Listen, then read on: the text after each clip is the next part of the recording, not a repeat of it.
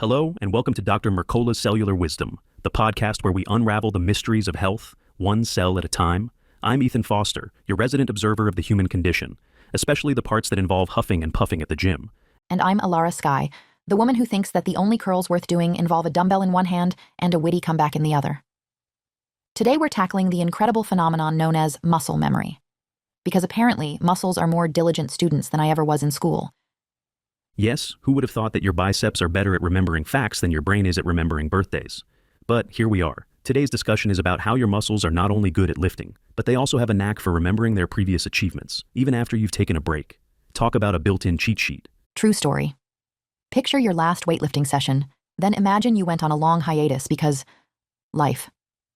You come back, pick up the weights again, and, surprise, your muscles bounce back faster than you'd expect. It's almost like they're telling you, "We've done this before. Don't worry, we've got this." That's precisely the idea behind muscle memory. In fact, there was a study in experimental gerontology showing that older men gained up to 36% more muscle strength after 12 weeks of resistance training. Then they took a 12-week break, lost just 5% to 15% of that strength, and when they got back to training, they recovered in under 8 weeks. A 36% improvement is impressive, but I'm more impressed that they only lost a fraction of those gains. Makes me think that if real life had the same easy come, easy go approach, we'd all be breezing through tax season a lot more confidently. You mean we could skip paying taxes for a while and only owe 5%? I'm pretty sure that's not how it works. Right, the IRS has no concept of muscle memory or mercy for that matter. But let's not spiral into disclaimers about federal agencies. Let's talk about what actually happens inside our bodies when we train, take a break, and train again. Gladly. So, muscles shrink when we stop training, a phenomenon called detraining. Everyone's probably felt it at some point. You skip a few sessions, your arms aren't quite as firm, and your endurance tanks. But the interesting part is that there's still something that lingers, myonuclei. Those myonuclei are like the muscle's personal archivists. When you train, you create more of them. They're tiny powerhouses that help regulate growth. Even if your muscle shrinks a bit during your Netflix and chips hiatus, those extra nuclei don't just pack up and leave town.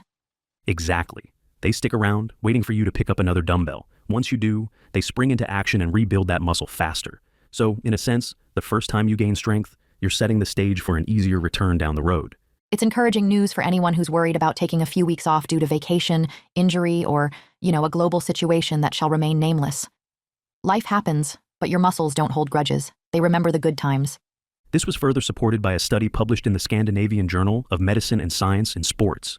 They compared two groups. One followed what they call periodic resistance training, PRT, and the other did continuous resistance training, CRT. Both groups took a significant break at one point. In the end, both groups improved about the same. But guess what? The periodic group bounced back faster during retraining. So it's like periodically giving yourself a hall pass from the gym might actually help in the long run. That's liberating. Except, maybe don't fill all those breaks with unlimited pizza, because no matter how powerful muscle memory is, it can't fight certain other expansions. A wise caution indeed. The study basically found that after a 10-week detraining period, muscle strength and size went down, but when they started training again, they were back up to initial training levels in only 5 weeks. It's quite the testament to muscle memory. And that's not all. People worry that if they don't keep going nonstop, they'll just lose everything. But apparently, life can intervene. You can step away for a bit and you're not going to be at square one when you come back. Right? And it's not just about letting your muscles rest. Sometimes these breaks can help you regroup mentally and prevent burnout. People underestimate how mental fatigue impacts physical performance. When you come back refreshed, your body seems to have a better environment for regaining strength, thanks to those wonderful myonuclei and neural adaptations. So the lesson here is, train hard, but don't panic if you need to take a breather. Your muscles have your back. Now, of course, we want to explore a bit more about how you can enhance muscle memory. Because, if you can maximize it, why wouldn't you? Yes, let's delve into that. One strategy is simply incorporating moderately strenuous exercises like walking. We're not talking about climbing Mount Everest, just consistent movement to keep those muscles engaged. And apparently, if you pair walking with morning sunlight, you optimize your circadian rhythms. I love that it's called circadian rhythms and not, it's bright out, time to get up, lazy bones. Science always has to make it sound fancy. But in all seriousness, morning sunlight helps your body produce energy in a more efficient way. Everything lines up when you step outside and actually let the sun do its thing. Precisely. Then there's blood flow restriction training, BFR. It might sound like something out of a superhero training montage, but it's actually about using lighter weights and restricting blood flow to trick your muscles into growing without heavy loads. Yeah, it's like giving your muscles a puzzle. We're going to limit blood flow, so figure out a way to adapt. And they do. You can build significant strength and size with less weight, which is a big plus if you want to avoid overtaxing your joints. It's particularly useful if you're coming back from a break, because heavy loads can be risky if you haven't been training consistently. BFR helps you ease back in while still getting results. The whole idea is to reduce the chance of injury. Sign me up. I'm all for fewer injuries. Another big piece is nutrition. It turns out most adults might need at least 200 to 300 grams of healthy carbs daily for optimal cellular energy. This obviously depends on the person, but the point is that your body needs fuel. Yes, and not just any fuel. We're talking whole fruits, for instance, unless your gut health is compromised, in which case you might need to be more strategic about fiber. Some people need to avoid going gung-ho on the fiber because it can feed the wrong kind of gut bacteria. Right? Those pesky gut microbes that can make your life miserable if you give them too much of the wrong stuff. But if you heal your gut, you can gradually reintroduce things like fruit juice with pulp, whole fruits, and eventually fiber-rich vegetables. And don't forget about protein, at least 0.8 grams per pound of lean body mass, with a third of that being collagen. It's like building material for the muscles. Collagen is essentially the scaffolding that keeps everything from your joints to your skin in good shape. And who doesn't like the idea of smoother skin while building muscle? It's a double win. Now, about fats. Apparently we want to avoid seed oils and nuts because of their high linoleic acid content. The idea is that linoleic acid can mess with your mitochondria, reducing your cellular energy. Yes, apparently it's the arch nemesis of your internal power grid, so keep your nuts in moderation, if at all, and opt for fats like tallow, ghee, or grass-fed butter. I never thought I'd be the person to say tallow in everyday conversation, but here we are. We cover it all here. Now, let's talk about sun exposure again, this time more specifically. Getting enough sun is crucial for vitamin D and overall mitochondrial health. But if you've been indulging in too many seed oils, you might want to be cautious with peak sun hours. It's quite a plot twist. All these years we've been told to slather on chemical sunscreens or hide in the shade.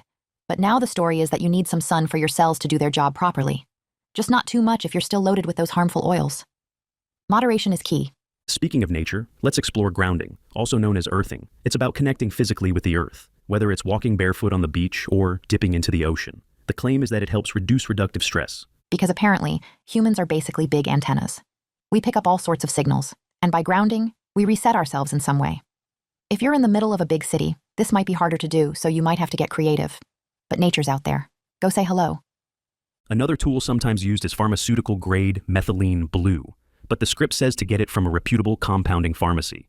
Just a small dose, around 5 milligrams daily for many adults, can help reduce reductive stress. I can hear some listeners wondering, did I accidentally stumble into a sci-fi podcast? Methylene blue? Earthing? Are we turning into cosmic surfers?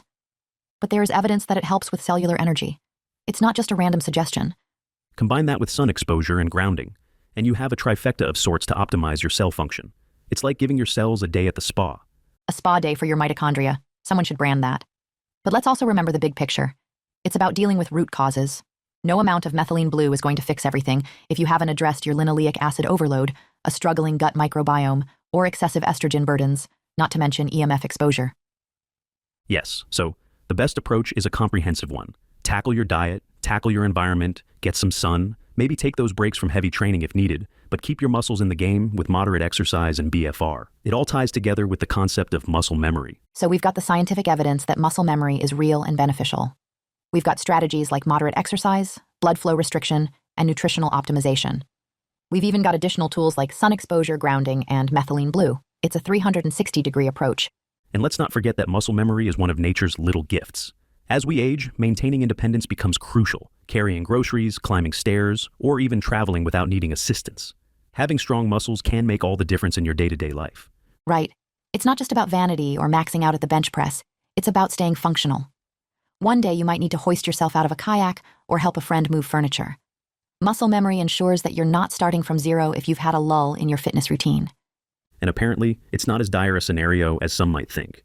Sure, you'll lose a bit of muscle size and strength during a break, but those myonuclei are like loyal employees who stay on the payroll, ready to get back to work when you return. And that's why periodic resistance training actually stood on par with continuous training in that Scandinavian study. They tested it on 55 healthy folks, men and women, average age 32.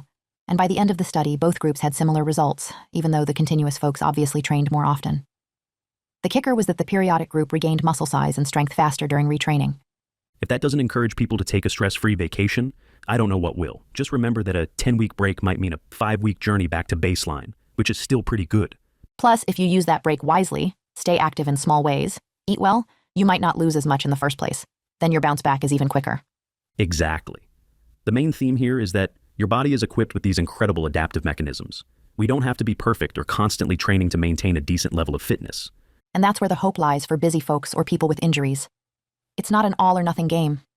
The muscle memory concept says, life is going to happen, but when you get back on track, we'll get you back up to speed in no time. We've also highlighted how essential it is to pair that knowledge with an understanding of cellular health, like limiting linoleic acid, optimizing gut health, and so on. Because you can't just rely on muscle memory if your cells aren't functioning properly. You want that synergy. It's like building the best environment for your body to say, we got this. Whether it's sunlight for your mitochondria, the right carbs and protein for muscle repair, or collagen for joint support, you build the foundation so that your muscle memory can do its magic. And we can't gloss over the mental aspect either. Believing you can come back quickly, feeling motivated, and enjoying the process of retraining, those factors also accelerate progress. Psychology plays a big role in everything from setting foot in the gym to pushing through that final rep. But it's much easier to find motivation when you know your previous hard work hasn't disappeared into some cosmic black hole. Knowing that all your sweat and tears are not wasted should be a relief. There's a reason muscle memory is often referred to as the silver lining in sports medicine, because it's proof that while you may take 2 steps forward and 1 step back, it's not going to be all the way back. And let's face it, if you're listening to this show, you're probably more health savvy than the average person, so you're already a step ahead. Now it's about refining the details, like how often to incorporate rest, how to fuel up, and how to keep your cells happy.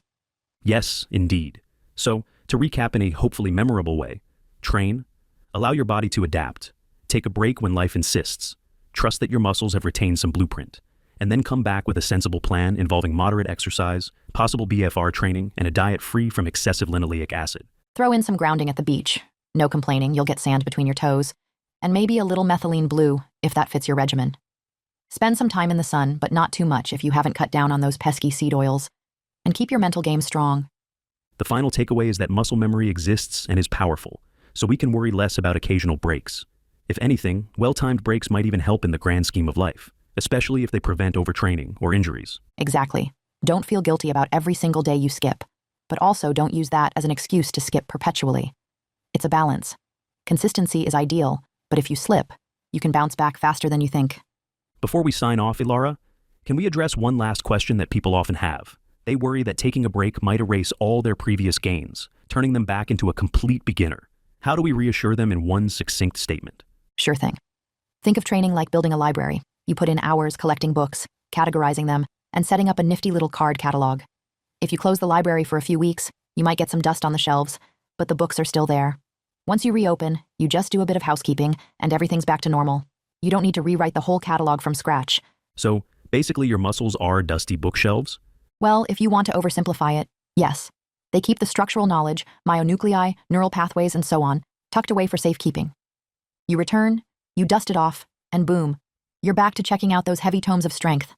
I like that analogy. It shows we have more control than we think over our body's capacity to retain and rebuild fitness. Precisely. Remember, muscle memory is your ally, not your enemy. Embrace it, work with it, and never fear a brief detour.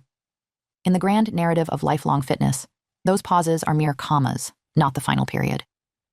On that note, we're wrapping up today's exploration of muscle memory and the body's amazing capacity for regaining strength. May your next break be guilt-free and your return triumphant. Indeed. Thanks for listening to Dr. Mercola's Cellular Wisdom. I'm Ethan Foster, signing off with the comforting thought that my muscles remember last month's workouts, even if my calendar doesn't. And I'm Alara Sky, reminding you that sometimes the smartest thing you can do is give your muscles and your mind a little vacation. Just remember to invite them back to the gym later. See you next time.